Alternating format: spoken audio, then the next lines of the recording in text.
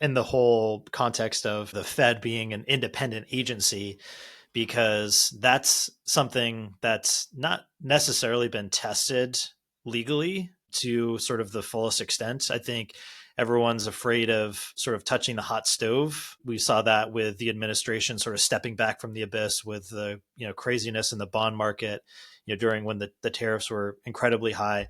And I think there's risk. I've heard it described, or I've seen it reported as the quote unquote moron premium, which don't at me, Jeff, because I didn't coin the term, but there's this concept of, if policymakers are, not necessarily acting in a way the markets perceive as rationally, or if there is a potential erosion of, independence of agencies that are responsible for economic policy like the Fed, then, you could see that be reflective of an increase in the term premium of US treasuries.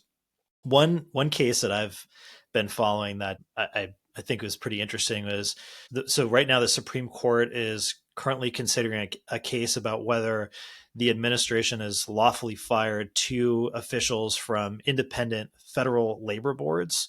So the reason why this is important is because these labor boards are structured similarly, in which that they're similarly to the Fed, in which that there is supposed to be kind of a level of independence. Does the executive branch really have authority to do that? Now they're reviewing that case, so there hasn't been a ruling on that, but the outcome of that case could set a precedent affecting whether the president has the ability to dismiss leaders of other independent agencies, including the Federal Reserve. And now it's important to note also the administration is arguing in that case that they don't think that this precedent would apply for them, firing someone from the Federal Reserve. But we're sort of still in this like uncharted or untested legal territory around whether or not there is really true independence of the Federal Reserve or not.